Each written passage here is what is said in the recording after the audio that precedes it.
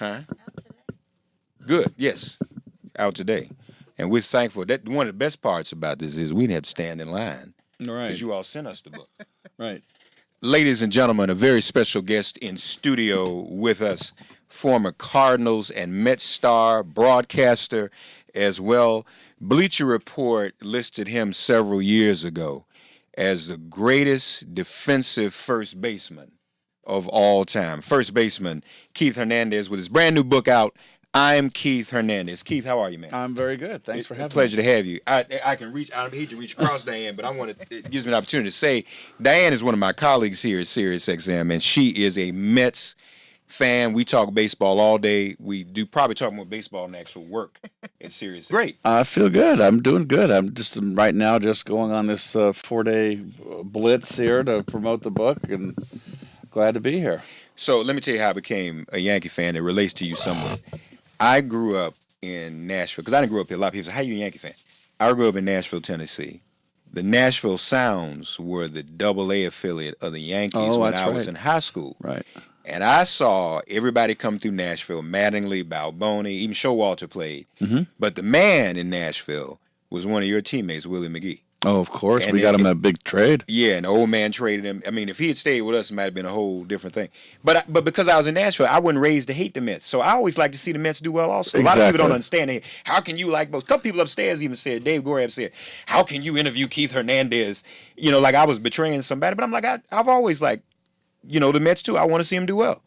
Well, it's one of the things that's New York's all about here. You either love or hate on either side. There's no in between. I always wanted the Yankees to win because I would have loved to have had a Subway Series. Yeah, right. We didn't have that. The Yankees had good teams when I was in the '80s. They had Dave Winfield and Mattingly. They just were all. You are also, for a baseball guy, you're a pretty prolific writer. How many books is this for you now? This is the 5th. I did 3 baseball books, or 4, excuse me, and 1 children's book. Right, and the World Children's book. Dan, I can't think of another, off the top of my head, any other baseball guy who's written so many books.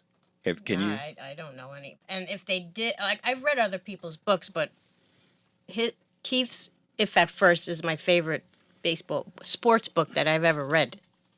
Really? The way he gets into everything. If you love baseball, you'll love that book. If you love baseball, you're gonna love this book. I read part 1 so far, and I can't stop reading it. So when you write as many books as you obviously can pick one like this and kind of narrow your focus even more, right? Well, this was the first one I've done, which is my autobiography. So it's an entirely different book. The other books I wrote about the '85 season, which was kind of a journal, a diary, and the Pure Baseball was about a guide for fans how to watch a game from my perspective at a ball game at a stadium and at home.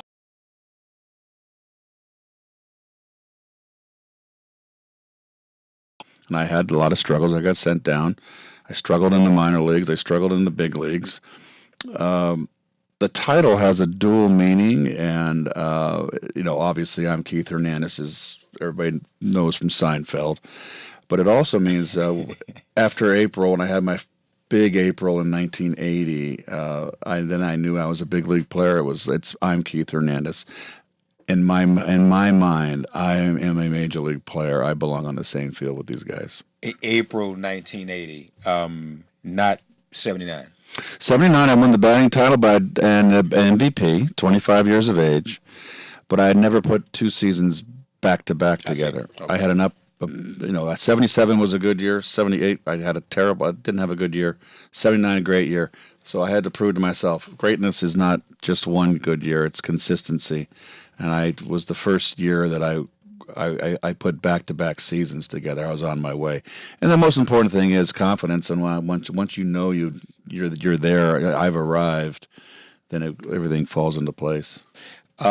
You didn't, in the book you say, you still don't necessarily agree that, correct me if I'm wrong, that you should have shared the MVP. That is, there was 2 parts in the book that were fairly sensitive, and Willie was such a good